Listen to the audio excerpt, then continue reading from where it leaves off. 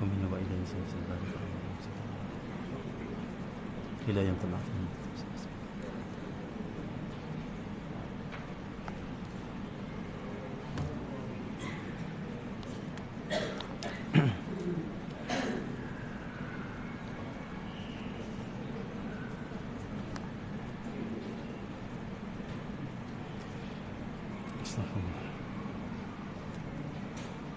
الفاتحة. أعوذ بالله من الشيطان الرجيم. بسم الله الرحمن الرحيم. الحمد لله رب العالمين الرحمن.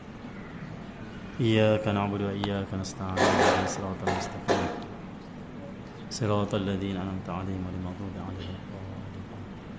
بسم الله الرحمن الرحيم. الحمد لله رب العالمين والصلاة والسلام على أشرف الأنبياء والمرسلين سيدنا محمد وعلى آله وصحبه أجمعين.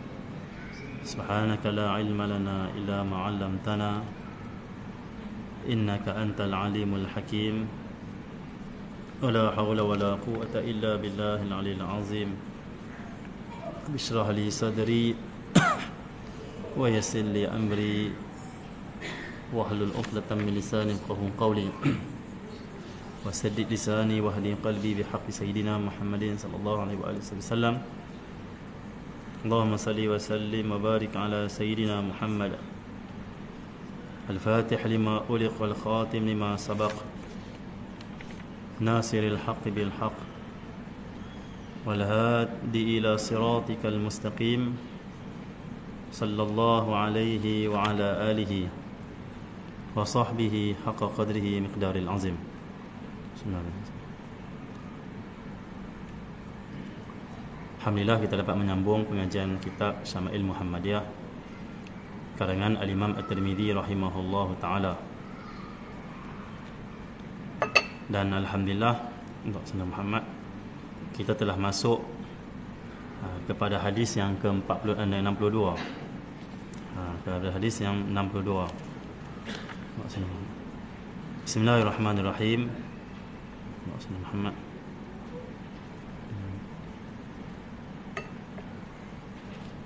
وبه إليه قال حدثنا محمد بن بشار قال حدثنا معاذ بن هشام حدثنا أبي عن أبي قتادة عن أنس بن مالك قال كان أحب الثياب إلى رسول الله صلى الله عليه وآله وسلم يلبسه الحبرة. Daripada Sayyidina Anas bin Malik radhiyallahu taala anhu, Muhammad, pakaian yang paling digemari oleh Rasulullah sallallahu alaihi wasallam ialah al-hibarah. Al-hibarah. Al-hibarah adalah sejenis pakaian yang berjalur. Dia macam belang-belang lah kalau bahasa kita tu, berjalur-jalur. Daripada buatan Yaman, kain Yaman yang diperbuat daripada kain yang kasar sikit ataupun disebut kain cotton, kain cotton itu dia punya pakaian dia ataupun baju dia tu. Jadi baju yang paling Nabi suka, pakaian yang Nabi paling suka adalah pakaian yang berjalur-jalur buatan Yaman. Nabi kita Muhammad sallallahu alaihi wasallam banyak pakaian, pelbagai jenis pakaian yang Nabi pakai. Ada riwayat Nabi sallallahu alaihi wasallam pakai baju yang lengan diketat yang dihadiahkan daripada Rom. Rom ni orang putih lah yang hadiahkan pada Nabi sallallahu alaihi wasallam. Sebahagian ulama di Mesir mensyarahkan maksud baju ni adalah kot tu. Orang putih dia suka pakai kot. Dan kot ataupun baju yang lengannya ketat itu yang dihadiahkan pada Nabi, dia labuh sikit sampai lutut. Dalam pemakaian kot ni ada satu kot yang dipakai waktu musim sejuk. Dia ketat sikit tangan, dia labuh sampai lutut. Dia dah kancing belah dua. Elok lah, segak masya-Allah. Ada sebahagian. Sebahagian ulama tu dia suka pakai kot. Dia kata apa pakai kot ni, kot barat. Dia tak ada Nabi Muhammad pernah pakai macam kot baju tu. Ada juga pandangan ulama. Seperti kita tengok ulama-ulama di Mesir ataupun di Syam, seperti Syekh Sa'id Ramadan Al-Buti, selalu pakai kot. Rupanya ada sandaran yang mereka sandarkan untuk mengikuti sunnah Nabi Muhammad sallallahu alaihi wasallam. Pakaian yang paling digemari oleh Rasulullah pakaian yang berjalur-jalur. Sebahagian riwayat kata jalur ni warna merah dan juga hijau. Ada kekuningan sikit jalur. Cantiklah baju Nabi sallallahu alaihi wasallam. Terus bismillahirrahmanirrahim, hadis yang seterusnya. Dan sebenarnya Rasulullah sallallahu alaihi wasallam bukanlah pakaian yang cantik itu mencantikkan Rasulullah, tetapi kecantikan Rasulullah yang mencantikkan pakaian. Itu Rasulullah. Semua pakaian yang Rasulullah pakai, semua sahabat minat. Sehingga ada sahabat yang minta baju Rasulullah. Nampak segak sungguh, nampak indah sungguh. Rasulullah Muhammad. Terpegun para sahabat bila tengok Nabi pakai apa pun. Seperti hadis Sayyidina Jabir bin Abdullah, kita baca hari itu. Hadis daripada Sayyidina Jabir. Dia kata, aku keluar pada satu malam, aku tengok Rasulullah keluar dari rumah. Malam yang bulan purnama. Bulan terang. Aku lihat cahaya bulan. Aku lihat Rasulullah yang pakai baju warna merah waktu tu. Falahu indi ahsan minal qamar. Demi Allah, Rasulullah lebih indah dari bulan. InsyaAllah. Kata para sahabat, Rasulullah kalau pakai merah, kami nampak sangat indah. Merah Rasulullah ni merah sayang sikit. Cair-cair sikit, dia tak merah yang terang. Nabi pakai. Dan ada sebahagian riwayat bila Nabi pakai warna merah akan nampak betul-betul putihnya betih Rasulullah. Betih Rasulullah sallallahu alaihi wasallam. Jadi macam tu. Dan sebenarnya setiap warna yang Nabi pakai ada maksud, ada isyarat.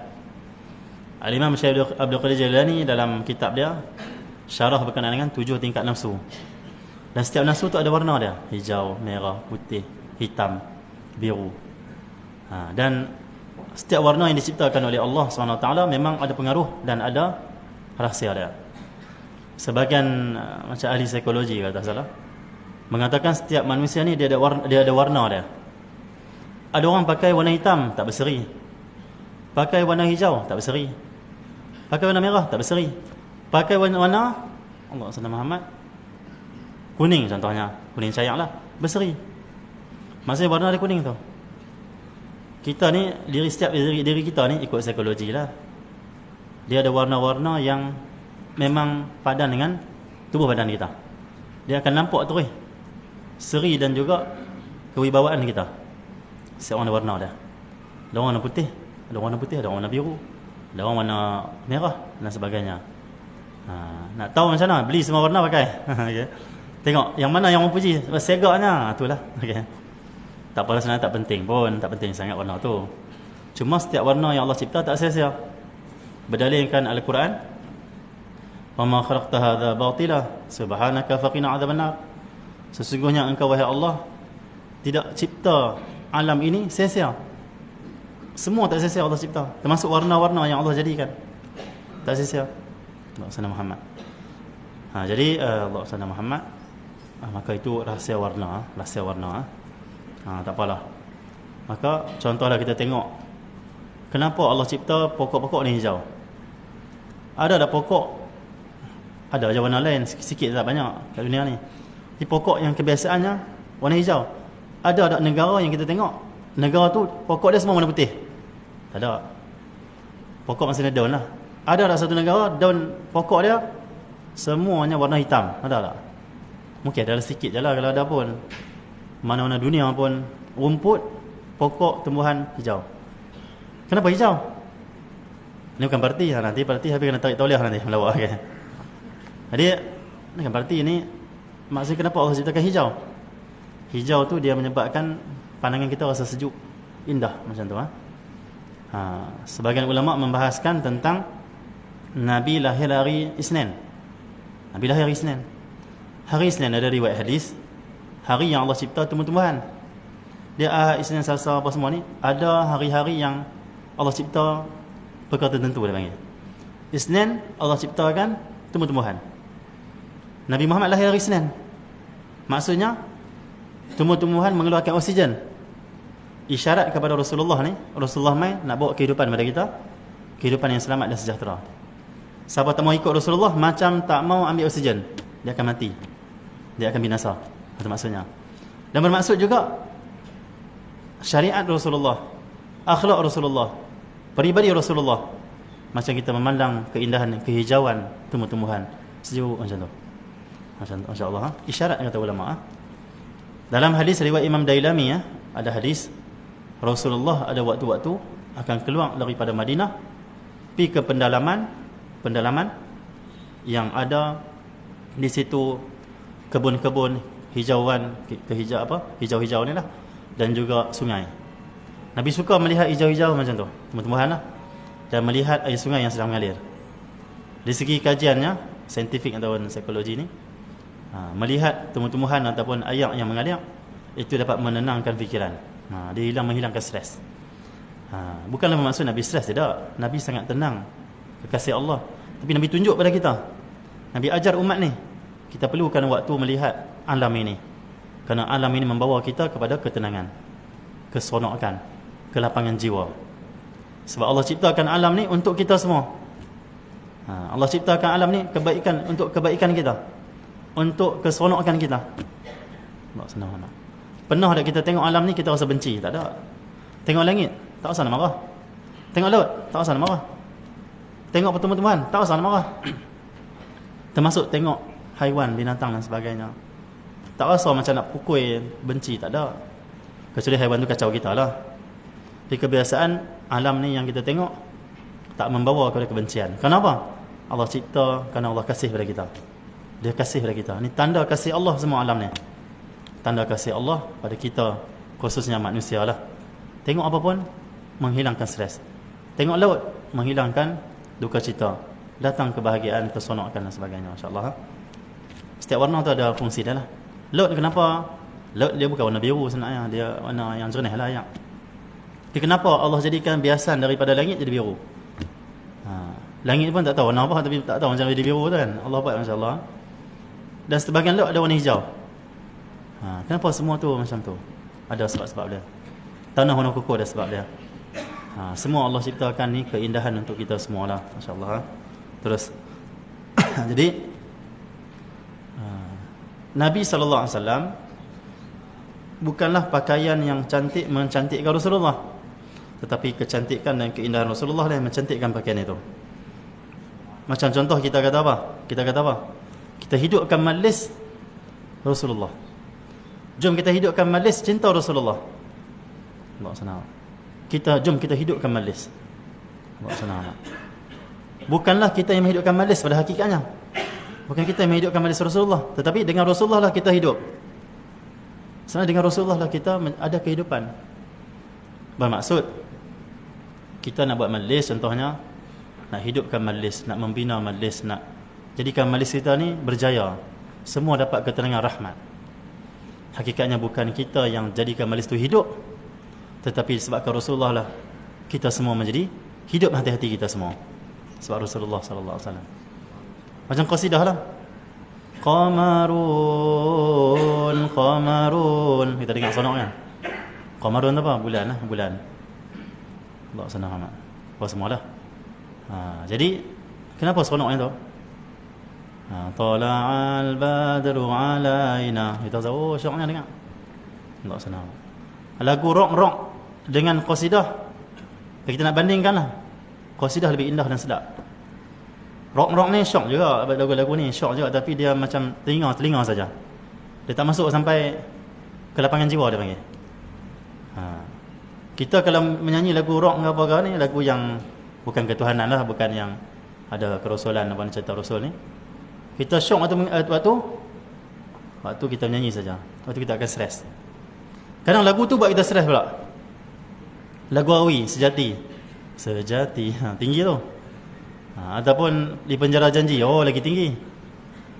Di Penjara Janji tinggi tu. Awi tarik. Kita tarik tak lepas, kita stres dengan lagu tu. Stres. Tak lepas. Terus stres, masya-Allah. Mungkin kita marah pula, apa semua macam-macam lah. Tapi kalau kita baca qasidah, tak ada stres. Apa di antara qasidah yang kita baca apa?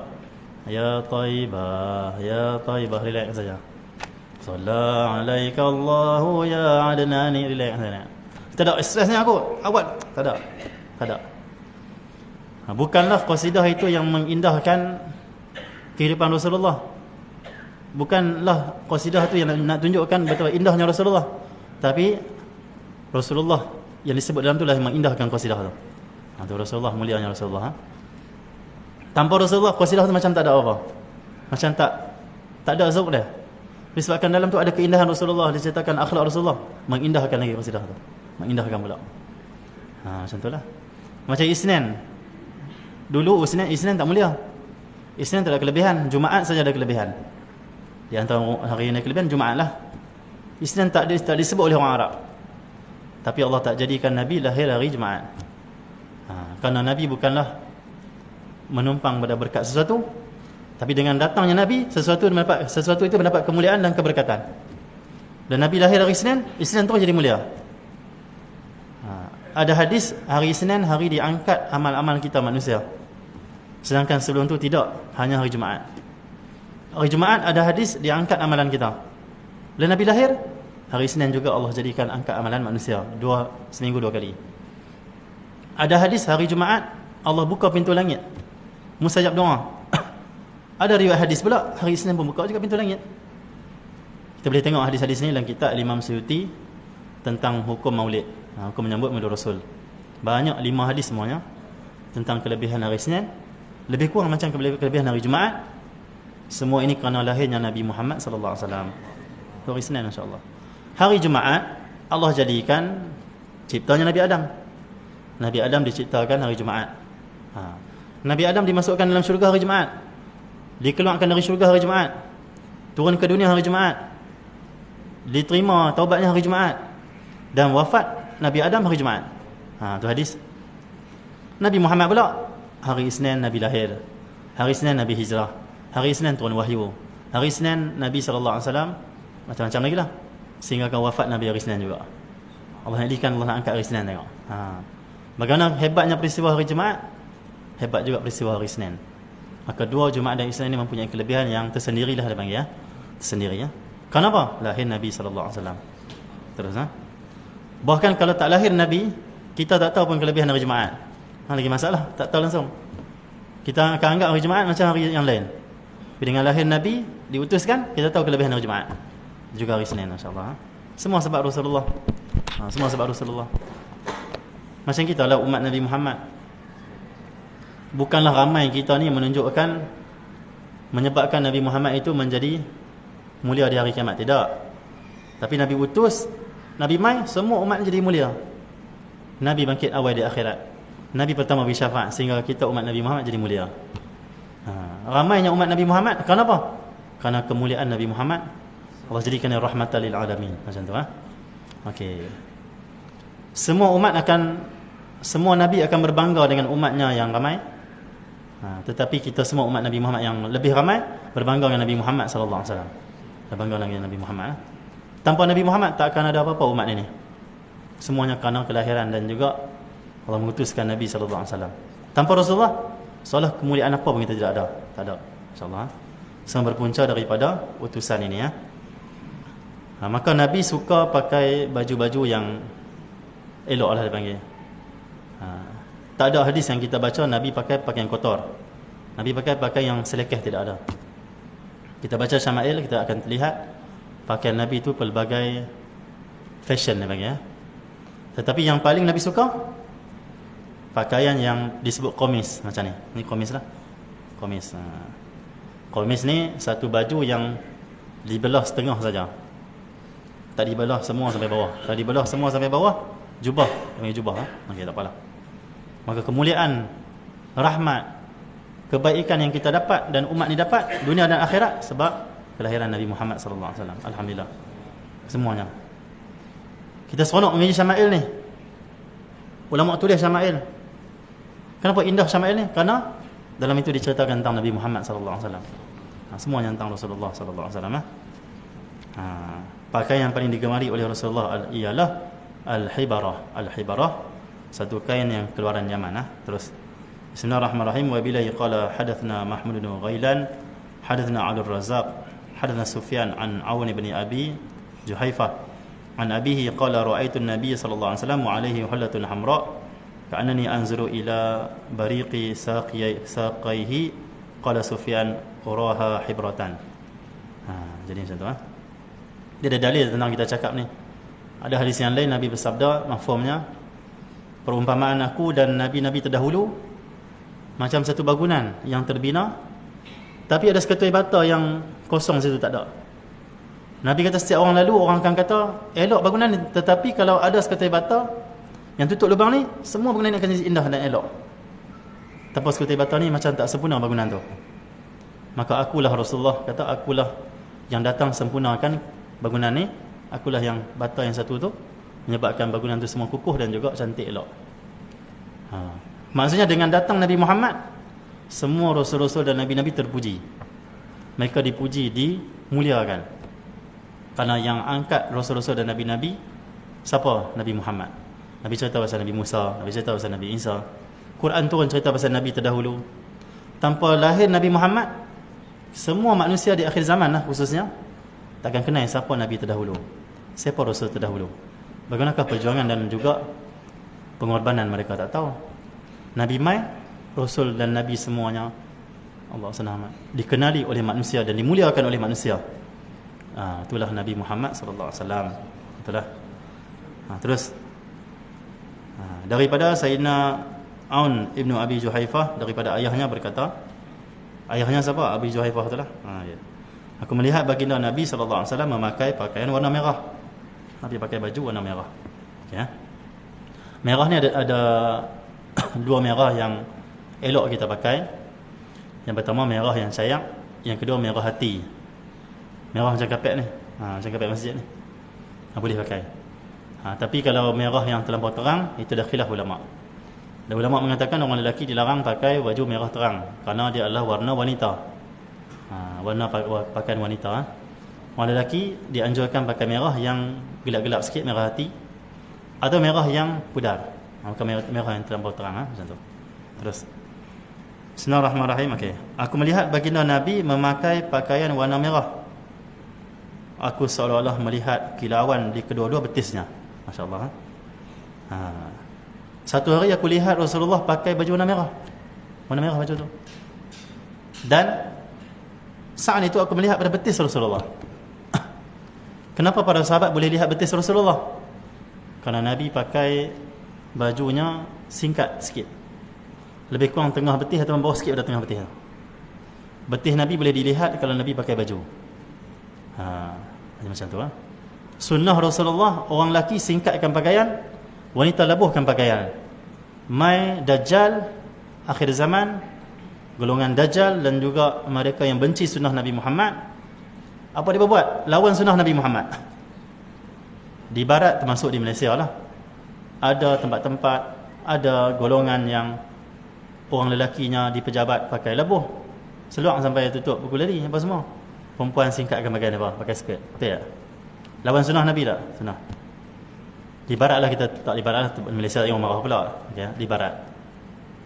Tengok pejabat-pejabat di barat. Adakah pejabat-pejabat di barat orang lelaki pakai rok pendek pergi pejabat? Ada tak? Ada orang lelaki pakai rok pendek pergi pejabat? Tak ada. Tapi yang pakai pendek kain orang perempuan. Lelaki pakai macam mana? Seluar labuh lah, pakai kasut, pakai stocking lagi. Tak nampak kaki terus, tak nampak betis orang lelaki. Perempuan nampak betis, paha pun boleh nampak. Sunnah Nabi dia buat sebaliknya. Tengok. Inilah golongan yang mereka tak suka sangat, tak suka pada sunnah. Mereka suka buat perkara yang macam melawan ataupun bercanggah dengan agama kita Islam lah. Tak apalah mereka lah, mereka yang lebih mereka. Tapi jangan kita sampai orang Islam pun ikut juga budaya barat yang bercanggah dengan sunnah. Nabi suruh lelaki singkatkan sikit pakaian, perempuan labuhkan, kita buat sebaliknya. Masya-Allah. Dia ada hadis hadis waktu mana seorang sahabat tengah berjalan, dia pakai kain, jubah lah semua kain. Tiba-tiba dia dengar belakang sahabat ni, dia dengar ada seorang menyebut, angkatlah kain kamu, singkatkanlah kain kamu. Dia kali-kali siapa dia ada tegur ni? Rasulullah apanya? Allah SWT. Maka Rasulullah menyuruh para sahabat yang lelaki singkatkan sikit pakaian. Jangan labuh sangat sampai ke tanah, singkat sikit. Waktu tu disebut dalam hadis, muslimah di Madinah semua risau, semua takut sebab dengar hadis tu. Mereka takut Rasulullah suruh mereka singkatkan pakaian. Zaman Nabi, wanita-wanita zaman itu sangat pemalu. Sangat pemalu. Okey. Jadi Allah SWT Muhammad Dia kalau kita nak tengok suasana pemalu wanita ni, pergi Tarim Hadramaut. Saya duduk di Tarim Hadramaut. Kita kalau ikutkan Islam yang masuk ke tanah kita ni, Wali Songo ke, ataupun ulama-ulama wali-wali lah. Kami di Kedah, Syekh Abdullah Kumairi dan ulama yang lain lah.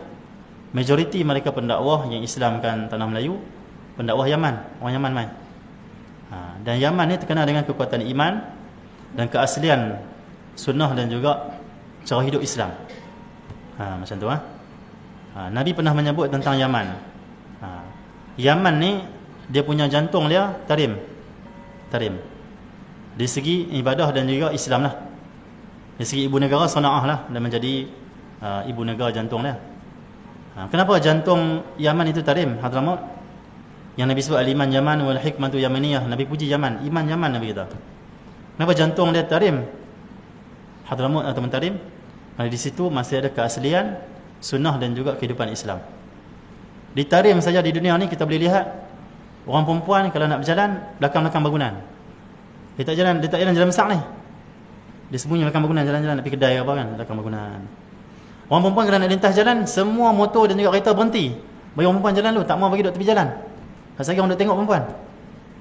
Dan orang Tarim tak mau bagi orang perempuan sana malu. Duduk tepi jalan, tengok lintas kereta, nak lintas tak boleh. Dia rasa malunya duduk tepi jalan, orang duduk tengok.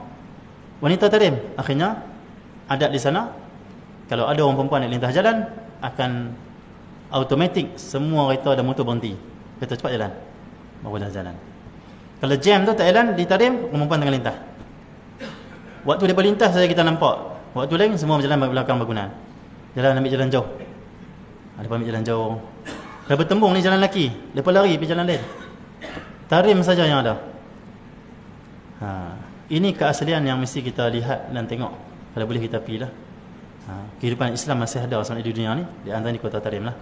Kota lain pun ada juga. Ada juga. Di Indonesia pun dengar kita ada juga kehidupan macam tu. Tapi dah kita cerita Tarim sebab kita pernah duduk sana. Macam tu Tempat lain pun ada juga kebaikan tu Tengok betapa tinggi malu orang perempuan waktu tu. Bila muslimah jumpa Rasulullah, "Ya Rasulullah, adakah kami kena singkatkan juga pakaian?" Nabi kata, "Tidak, labuhkan pakaian kamu wahai orang wanita muslimah." Bahkan para wanita zaman Rasulullah minta, "Ya Rasulullah, boleh tak kami labuh lebih dari kaki kami?" Nabi kata, "Boleh." Boleh. Maksudnya kan pakaian tu dah sampai kaki kat bawah tu, tapak kaki. Nabi suruh kalau boleh labuhkan lagi, silakan nak labuhkan lagi.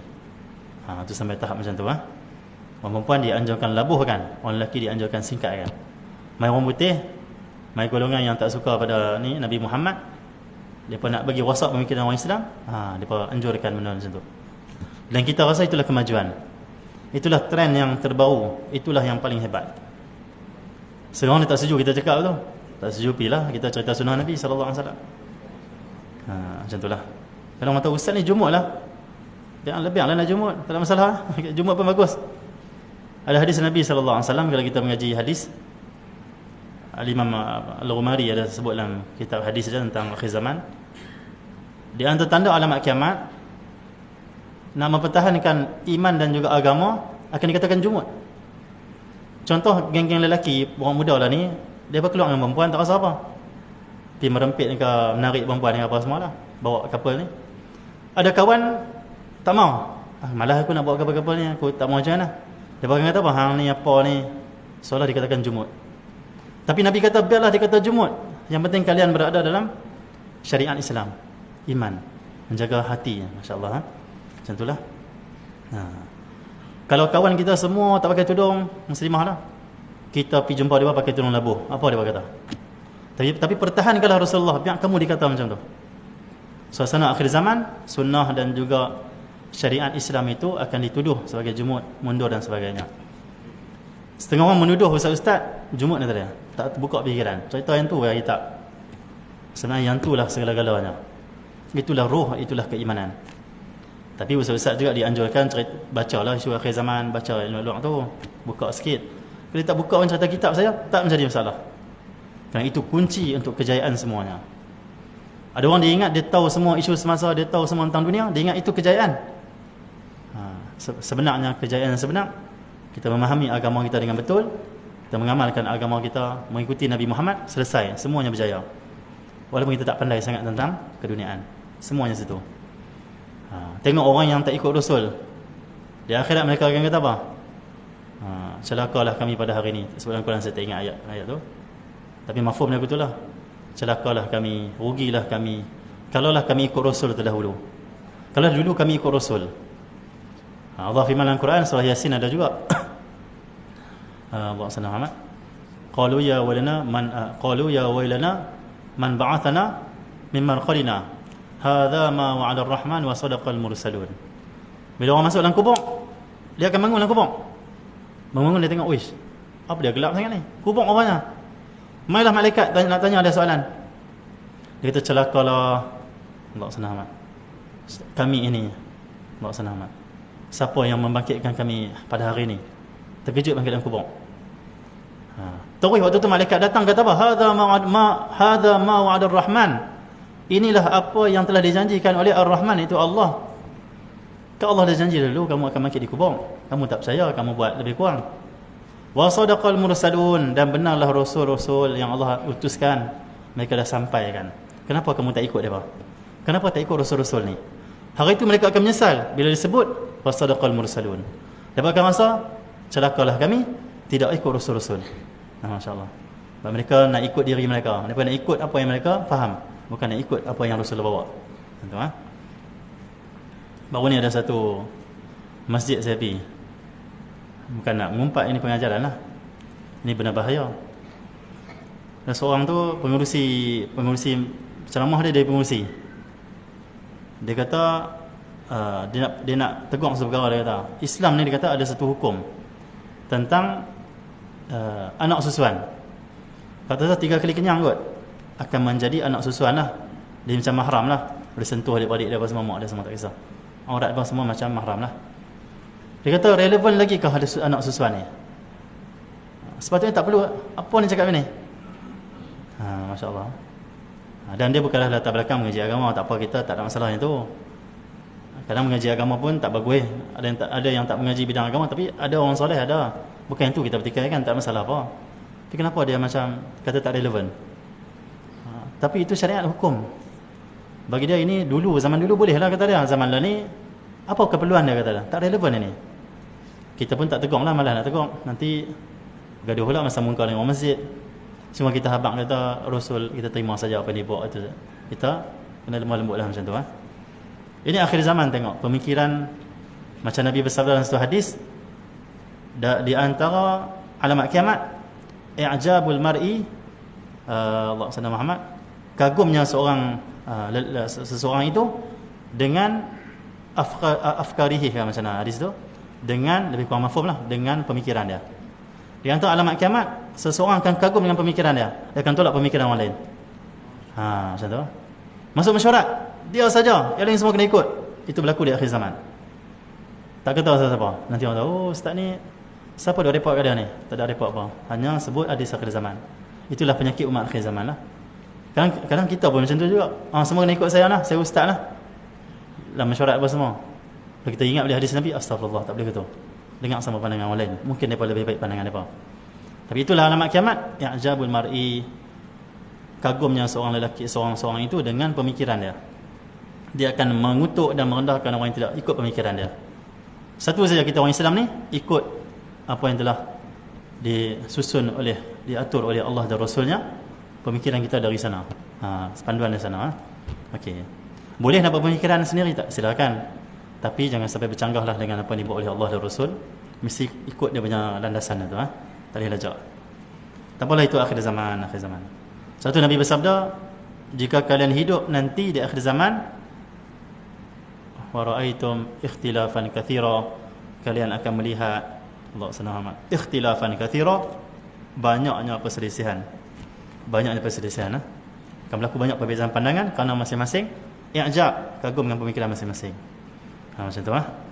Tetapi kalau pemikiran kita bawa pada kebaikan, memang bagus, tak apa, kita cadangkan saja. Macam tu. Tak apalah. Ada baru ni satu masjid main tanya saya, ustaz, apa hukum dia kita mencantikkan masjid? Ni isu dalam teman-teman ni. Macam mana kami ni nak buat baru masjid, nak bagi elok lagi?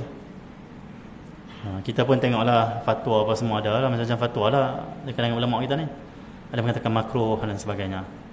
Ada mengatakan kalau itu keperluan tidak makruh. Ada juga. Taklah sampai tak haram apa semua ni. Dan saya rujuk pula dengan ulama-ulama kita di Yaman mengatakan ikut uruf, ikut uruf. Uruf ikut setempat. Kalau kebiasaan tempat ataupun daerah tu orang cantikkan masjid, buat masjid baru, bagi elok lagi, harus saja silakan. Tak menjadi masalah. Tetapi yang masalah sebenarnya apa dia? Pergaduhan dan masa muka sama AJK. AJK ni bentang untuk kita elokkan lagi masjid, nak tambah keperluan bagi masyarakat kita ni, jadikan masjid tempat dia panggil apa? Semuanya lah masjid lah. Nak lebihkan fungsi masjid dia panggil. Sebahagiannya tak setuju. Apa ni? Sampai tahap masa muka. Bukan masalah nak buat masjid baru, masalah hati-hati sesama kita orang Islam yang berbeza pandangan sampai kadang-kadang memutuskan satu rahim. Zaman Rasulullah berbeza tak pandangan? Beza juga. Tapi mereka masih ada akhlak yang mulia. Allah SWT Muhammad. Sentiasa mereka mengakui mungkin engkau lebih baik lagi. Imam Syafi'i kata apa? Imam Syafi'i kata, aku berdebat dengan seseorang untuk mencari kebenaran.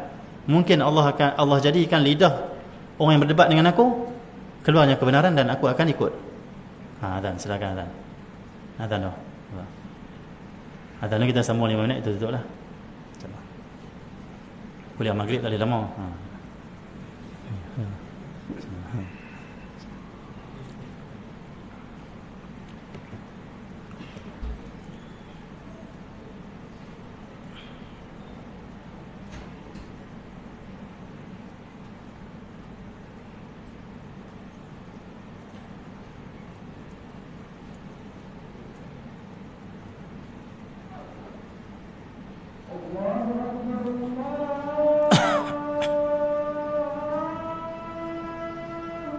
Allah Akbar. Allah.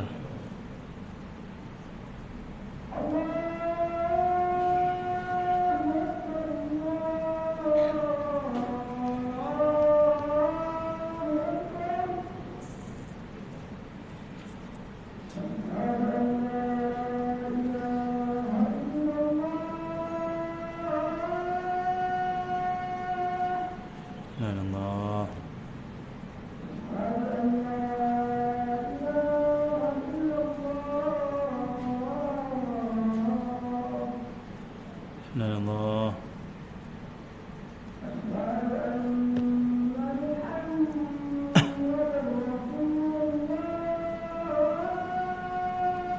Asyhadu anna Muhammadan Rasulullah.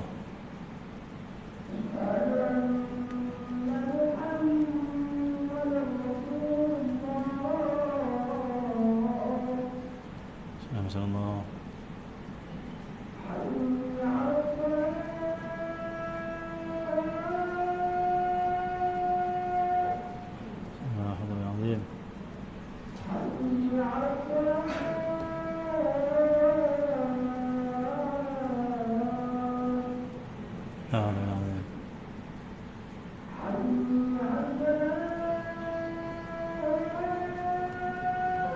لا حول ولا عظيم.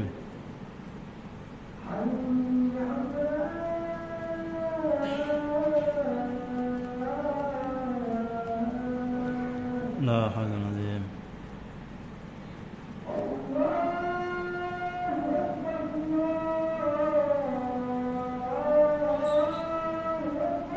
الله أكبر الله أكبر.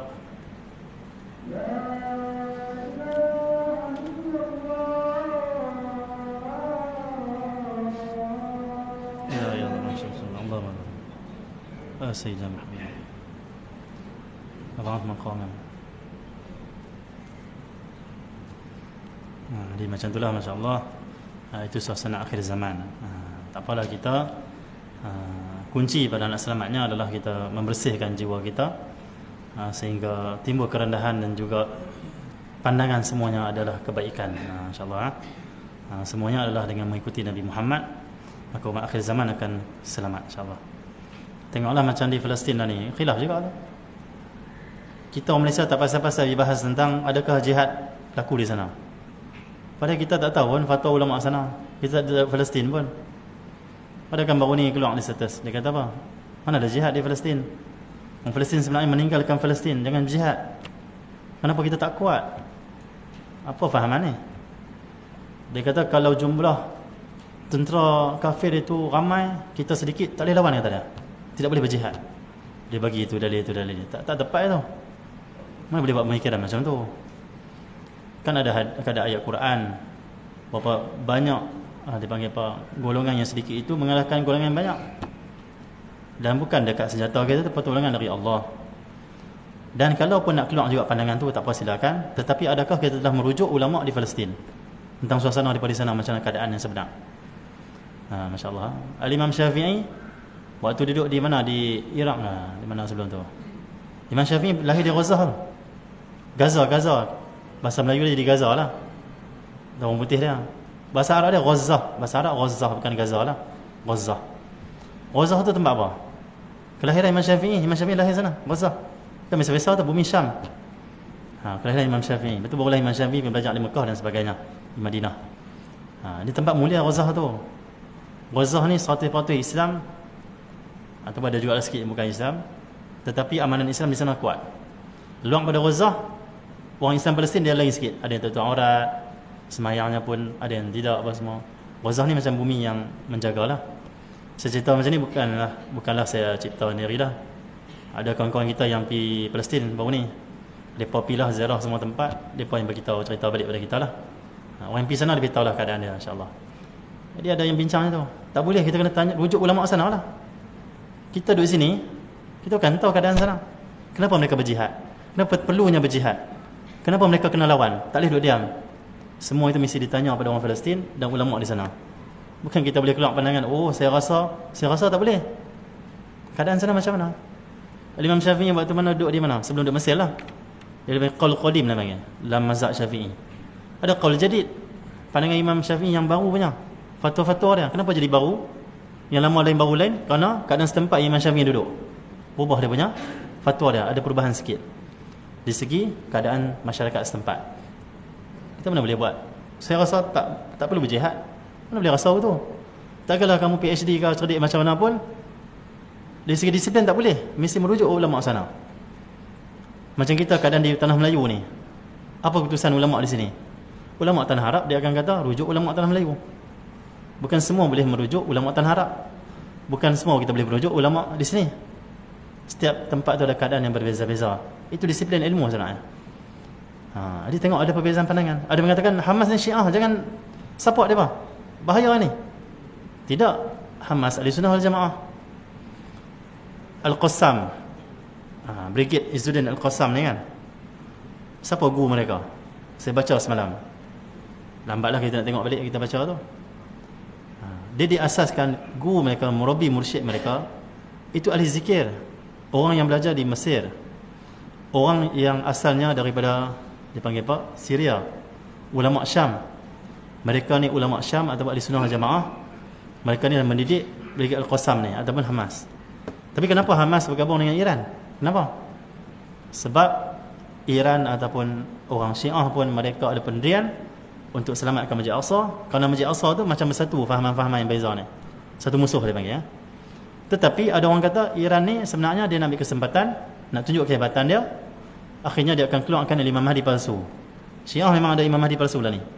Dia akan kata ni Imam Mahdi yang sebenar. Padahal bukan Imam Mahdi sebenar. Tapi bukan isu dia lah ni. Lah ni kita fokuskan pada Palestin. Hamas lah ni mereka akan join saja, terima saja siapa yang nak tolong mereka, bersama-sama berjihad. Semalam saya tengok Izzuddin, dia panggil apa, Muhammad Dhaif tu, Muhammad Dhaif ataupun Abu Ubaidah tu, dia ketua Qassam tu, dia seru semua seluruh dunia. Sebab Malaysia, Indonesia tu jom berjihad ni tadi di sana. Itu bukan nak ajak pergi semua tu, kita pun ada undang masalah juga, kita undang kita ni. Tak apalah, itu ada kebaikan dia juga. Cuma nak sebab apanya? Lah ni Al-Qassam atau Hamas mereka terima saja setiap orang Islam, tak kira pandangan apa pun, berjihad di sana. Kerana itu dah darurat dan memang itu saja jalan untuk umat Islam bersatu.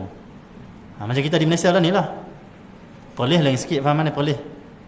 Kita di Selangor lain sikit. Tapi kita boleh berbincang kerana Palestin. Termasuk juga parti politik. Ini bukan nak politik. Tengok berni perhimpunan di KL, pemimpin parti sesama yang berbeza boleh duduk sekali. Ini masanya kita bersatu. Letak tepi tu perbezaan tu. semua kena menunjukkan, dia panggil apa, sokongan kepada Palestin. Yang mampu pipi lah, yang negara yang macam Iran ke, Lebanon ke, mereka mampu pipi, turun berjihad di sana. Adapun kita, jihad kita pada waktu ni infak ataupun perbanyakkan doa pada Allah SWT. Setengah negeri menganjurkan qunut nazilah setiap waktu fardu salat. Kita tak apalah nak buat subuh saja ataupun subuh dengan maghrib, maka perbanyakkan qunut nazilah dan doa selepas sembahyang, wajibkan diri kita doa untuk mereka. Perlukan doa kita. Itu jadi Allah SWT Muhammad, jangan kita peningkan umat Islam sedangkan mereka sana menumpahkan darah sampai syahid kerana nak pertahankan negara mereka. Kita bincang lagi. Tak payah kot dia lawan apa-apa. Terima normalisasi Israel, jangan. Tak boleh terima itu. Israel nak satu saja. Yahudi Israel mereka nak satu saja. Semua dunia Arab dan juga dunia Islam ni menerima dan bekerjasama dengan mereka. Terima saya, iktiraf mereka sebagai sebuah negara. Tapi masalahnya sekarang ni 2-3 bulan ni mereka duk pergi rumah orang Palestin, tembak dan juga halau. Mereka ambil rumah tu duduk. Rampas tanah, makin banyak tanah mereka rampas. Inilah pepatah Melayu kata, bagi betih nak paha, itulah Yahudi. Dapat elok dah negara mereka tu, mereka bina tu, walaupun tanah orang. Nak ambil lagi, bagi betih nak paha. Itu Yahudi, tak pernah puas. Nak lagi. Satulah orang Hamas itu marah. Hamas tu orang Palestin. Orang Palestin, mereka ahli sunnah wal jamaah. Mereka semayang macam kita, mereka berzikir macam kita, fahaman mereka macam kita. Tetapi Iran tu dia lain sikit. Tak apalah, yang penting lah ni bagaimana untuk menyelamatkan Palestin, nak lawan satu musuh ni. Itulah kisah dia. Masa kita jangan wujudkan benda perbezaan pandangan banyak sangat sampai pening masyarakat. Tengok zahirnya baik, okey baik, jihad, sudah. Ini masih lagi bahas, itu ini. Kita jangan Hamas ni kita kena hati-hati, tak boleh percaya sangat. Apa fahaman ni? Dia pun tak kenal Hamas siapa. Dia pun tak pernah jumpa wakil Hamas ataupun pergi ke sana. Ini semua masalah umat Islam ni kagum dengan pemikiran sendiri. Dia nak orang like Facebook dia nak orang share dia sebab nampak dia beza pandangan pada orang. Kagum dengan pemikiran kita yang pelik. Tahu tak? Nak pelik senang saja. Buang baju semua, buang seluar pergi jalan tengah pekan. Itu buat pelik. Senang saja. Dia buat pemikiran itu. Melawak. Marah sikit tu malah. Okay. Pakai yang paling digemari oleh Rasulullah. Okay. Nabi pakai baju warna merah. Aku seolah-olah melihat betis Rasulullah ada kilauan cahaya kedua-dua betis Rasulullah. Nabi itu putih kemerahan. Dan badan Nabi itu seluruhnya bercahaya. Nabi bukan buat cahaya wajah saja, tangan ni ada cahaya. Termasuk betis Nabi ada keluar cahaya. Aku lihat cahaya bersinar, kilauan daripada dua betis Nabi saat Nabi pakai baju warna merah. Masya Allah. Jadi ini dalil kata Nabi SAW ada pakaian baju dengan pelbagai warna, pelbagai fashion. Tapi yang paling Nabi suka adalah qamis. Macam tu. Tak apalah, insyaAllah nanti kita sambung pada hadis seterusnya tentang pakaian Nabi SAW. Dan hari ini kita cerita pasal hibrah. Jadi pakai baju kain buatan Yaman, insyaAllah. Dan Allah memberkati kita, merahmati kita semua. Dan kita niat majlis kita ni zikir kita, baca Quran kita, selawat kita, mengaji kita hari ini, kita niat semuanya Allah sampaikan kepada orang Palestin, jadikan pertolongan pada mereka. Kita niat majlis kita ni asbab kemenangan untuk mereka semua, saudara kita yang kena bunuh. Tadi kita tengok berita Israel bagi amaran, dia suruh keluar daripada Palestin, utara Palestin pergi ke selatan, suruh pindah. Mereka pun semua bakat pindah lah, naik truck semua nak pindah. Tengah duduk dalam perjalanan nak pindah, mereka bom macam tu. Jahat semua. Dia suruh pindah, tinggalkan utara Palestin sebab nak bom macam tu. Tapi waktu mereka pakat pindah, dia bom macam tu. Dia tengah dalam perjalanan tu. Itu jahat dia. Yang bom tu siapa? Kebanyakan wanita, orang tua-tua dan juga kanak-kanak. Yang tu yang dia target. Itu jahat tu Palestin. Hamas, tanda mereka ahli sunnah wal jamaah ada akhlak sunnah Nabi Muhammad. Hamas dia panggil apa? Masuk rumah Yahudi, dia tak halau. Dia tahu di tanah dia. Dia tak sakitkan. Kalau seorang Yahudi tu dia ceritakan, perempuan dia cerita dalam berita baru ni. Dia tahu aku pelik dengan Hamas ni, kata dia. Tentang Palestin lah, orang Islam lah. Ahli sunnah wal jamaah ni. Pelik kata dia, dia pun masuk rumah kami takut. Lepas tu dia kata apa? Kami orang Islam, kami tak akan sakitkan orang. Kamu tak lawan kami tak sakitkan. Tentang Hamas. Lepas tu tengah mereka duduk lebih kurang 2 jam di rumah orang ni. Dia tengah buat kerja lah, laptop semua, dalam strategi perang lah, tactical. Tiba-tiba seorang Hamas tu kata apa? Boleh tak saya minta izin nak ambil satu biji pisang saya nak makan? Dia terkejut. Minta izin? Kalau lah tentera Yahudi dia minta izin tak? Dia balas semua apa yang ada. Sebab memang kisah sahih, mereka masuk umur Islam, mereka rampas semuanya, ambil semua, curi. Tapi tentera Islam Ahlussunnah wal Jamaah, kemungkinan mereka ni tentera Imam Mahdi, minta apa? Main pisang sebiji boleh tak? Sebagian tu minta air sejuk, nak minum, tak rampas. Sedangkan mereka ada kuasa untuk merampas. Ni kafir harbi ni. Tapi mereka ikut sunnah Nabi. Orang yang tak lawan dengan kita, jangan lawan. Orang tua-tua dan juga kanak-kanak tak boleh bunuh. Itu sunnah perang yang Nabi telah tetapkan. Kenapa orang Palestin mati banyak, syahid banyak? Kerana mereka hantar roket dan main bom tanpa bagi tahu amaran dulu. Kenapa orang Israel ramai tak mati bila Hamas serang? Hamas akan bagi peluang, bagi amaran dulu, buat pengumuman dulu, pindah daripada tempat ni. Sebentar lagi kami akan bom. Okey, 5 ke 6 ke? Bom main roket. Main daripada tak ada orang dah. Bom. Itu akhlak Islam. Seperti Nabi habang kat sahabat, kalau nak pergi perang, azan dulu. Allahu Akbar, Allahu Akbar. Azan dulu. Nampak musuh di sana, azan dulu. Azan isyarat kami orang Islam. Kalau kamu berunduk, okey, kami tidak akan menyerang kamu. Tapi dengan azan ni isyarat kepada kami akan menyerang. Kalau kamu teruskan serang, kami akan menyerang. Kalau berunduk, habis selesai perang. Kalau mereka settle. Islam ada isyarat waktu nak perang. Bacalah dalam sejarah peperangan Rasulullah, kebanyakan musuh serang Rasulullah tanpa bagi amaran dulu. Mereka tak suka ikut undang-undang perang, dia panggil. Tapi Nabi Muhammad nak pergi perang, bagi amaran dulu, hantar dulu sahabat, dia bagi tahu dulu, esok nak perang, pergi apa semua, masya-Allah. Nabi Muhammad sallallahu alaihi wasallam. Islam berperang ada time dia. Orang kafir mereka kalau nak bunuh kita tak ada time, mengejut terus. Mereka tak fair lah, mereka tak betul-betul berani, dia panggil. Untuk lawan orang Islam. Tak boleh kita doa saja, insya-Allah kemenangan untuk Hamas dan juga orang Palestin. Peperangan ni mungkin makin teruk lagi, makin dahsyat lagi. Kita doakan saja, insya-Allah Allah beri kemenangan mudahan. Amin rabbil alamin. Wa sallallahu alaihi wasallam. Al-Fatihah. Mustaqim. Allahumma inna bidak wa hasbunallah. Rabbana atina fid dunya hasanah wa fil akhirati. Wa sallallahu alaihi wasallam. Alhamdulillah rabbil alamin.